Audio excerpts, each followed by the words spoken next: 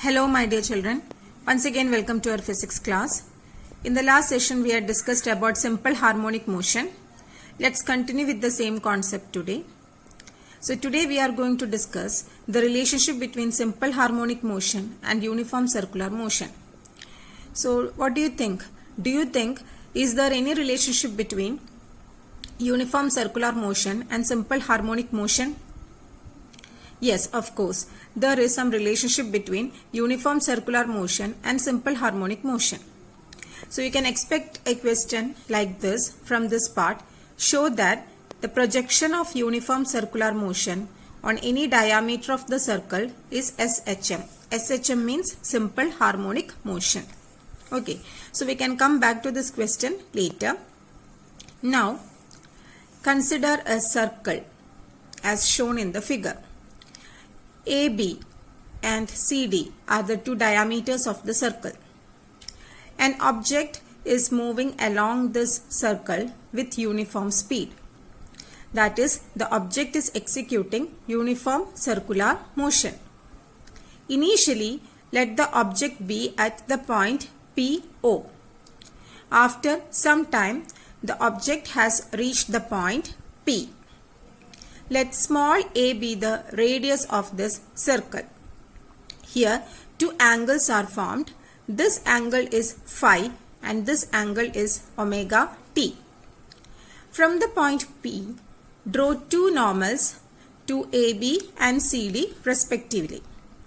Let the foot of this normal be capital M. That is, let this normal from P meets the line AB or meets the diameter AB at the point M, and let this normal meets the diameter CD at the point N.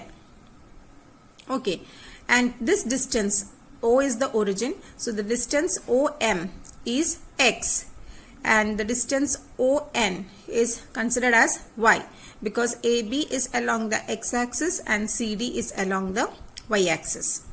Okay, so I hope the figure is clear. Now here, consider the triangle OMP. This is a right angle triangle. This is 90-degree angle. Okay. So from the triangle OMP, what is cos omega t plus phi? Angle will be omega t plus phi. Why? So this is triangle OMP. So the angle enclosed by these two lines will be omega t plus phi. Isn't it? Omega t plus phi. So cos of omega t plus phi will be equal to adjacent side by hypotenuse. So which is the adjacent side? Here adjacent side is x and hypotenuse is a. So cos omega t plus phi will be equal to OM by OP, that is x by a. So therefore x is equal to a cos omega t plus phi. Similarly, what is sin omega t plus phi? Sin omega t plus phi is opposite side by hypotenuse. So this is the opposite side PM and this PM is equivalent to ON, which is equal to Y.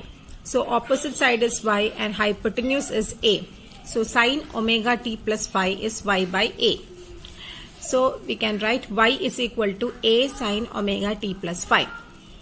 Now just look at the equations 1 and 2. These two equations 1 and 2 are similar to the equations of simple harmonic motion. In the previous class, I had explained the equation of a simple harmonic motion. For in a simple harmonic motion, displacement x or y can be represented as the sine or cosine function. That means x or y is equal to a sine omega t plus phi or a cos omega t plus phi. Isn't it? So here also equations 1 and 2 are similar to equations of simple harmonic motion. And what is 1 and 2? 1 and 2. That is, this is equation 1. X equal to a cos omega t plus phi. And in this case, what is x? X is the projection of this point P on x axis. And y is the projection of this point on y axis. Isn't it? So x and y are projections of this object which is executing as uniform circular motion, and this x and y, or this foot of perpendiculars, represent a simple harmonic motion. So the projections of uniform circular motion on the diameter of the circle will execute simple harmonic motion, isn't it? Here x is the projection of P, which is executing a uniform circular motion. Y is also the projection of P, which is executing a uniform circular motion. X is the projection on diameter AB, whereas Y is the projection on the diameter CD. So this x and y is equal to a cos omega t plus phi and a sin omega t plus phi, which is a simple harmonic motion. So the projections of uniform circular motion on any diameter of the circle is equal to, or it executes a simple harmonic motion. Okay. Now at t equal to 0, phi will be equal to 0. Then equations 1 and 2 will become, equation 1 is equal to x is equal to a cos omega t, and equation y becomes a sin omega t. Okay, so thus we have proved the projection of uniform circular motion on any diameter is simple harmonic motion. Okay, so just come back to this question. Show that the projection of uniform circular motion on any diameter of the circle is simple harmonic motion. I hope you might have understood the concept now. Now, let's find out an expression for velocity and acceleration in simple harmonic motion. So, y is equal to a sin omega t is the expression for displacement in a simple harmonic motion. And velocity can be obtained using this expression v is equal to dy by dt. By differentiating this displacement with respect to time, you will get velocity. Displacement by time, that is velocity. Children, in order to obtain an expression for velocity, you need to differentiate a sin omega t with respect to t. And whenever you differentiate a sin omega t, you will get a omega cos omega t. You need to study this expression by heart. A omega cos omega t. So v equal to a omega cos omega t. This is the velocity. And you know that cos theta can be written as cos theta equal to square root of 1 minus sin square theta. Isn't it? Similarly, cos omega t is equal to square root of 1 minus sin square omega t.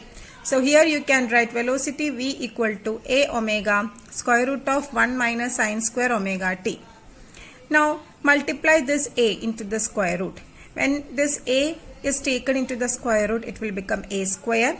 So here a square minus here also a square. Each term you have to multiply with a square. A square minus a square sin square omega t. V equal to omega into square root of a square minus, what is a square sin square omega t? See, a sin omega t is y. Then a square sin square omega t is y square. Okay, so velocity v is equal to omega into square root of a square minus y square. So this is the expression for velocity in simple harmonic motion. Here we need to consider two different cases. At mean position, what is y? I had told you, if you consider a pendulum like this, and if the pendulum rests in this position, this is the mean position, and at the mean position, displacement is taken as 0.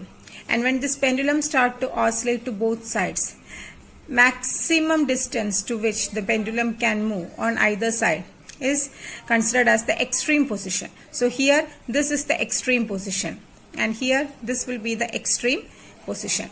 Only up to this limit the pendulum can move to the maximum. Okay, so at mean position, this is the mean position. At mean position y is equal to 0, and at mean position what will be the velocity? So when you put y equal to 0 in this expression, you will get velocity v equal to omega into square root of a square minus 0, that is equal to omega a. So maximum velocity is omega a.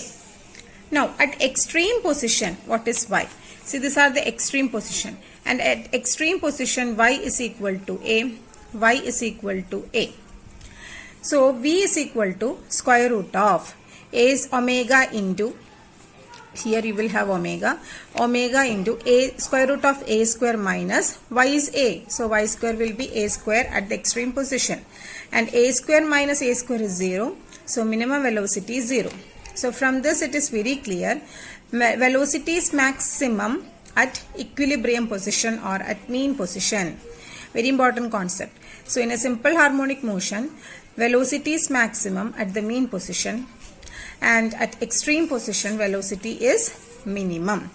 Velocity is minimum at extreme position and velocity is maximum at mean position, and the velocity ranges from 0 to omega a. Next, let's find out the acceleration in the similar way. You know, acceleration a is equal to change in velocity by time. So this is the expression dv by dt. Here also you are differentiating velocity with respect to t, and you already know the expression for velocity. Here velocity v is equal to a omega cos omega t. So let's differentiate this expression again, and differential of a omega, that is d by dt of a omega cos omega t, is minus a omega square sin omega t. You should study this expression by heart. Differential of a omega cos omega t is minus a omega square sin omega t. Since we are not studying differentiation, it is very essential to remember this expression. So acceleration a is equal to minus a omega square sin omega t, and that is acceleration is equal to minus omega square. What is a sin omega t? A sin omega t is y, isn't it? See, y is equal to a sin omega t. So a sin omega t is equal to y. So here minus omega square y, that is acceleration. So acceleration a is equal to minus omega square y, and velocity v is equal to omega into square root of a square minus y square. So from this it is very clear, acceleration is directly proportional to displacement y. So with this I am concluding this session, my dear children. So you should remember the expression for the displacement, acceleration and velocity of simple harmonic motion. Notes of the topic and YouTube video have been uploaded. Just go through it, and we will continue the same concept in the next session also. So thank you. All of you take care.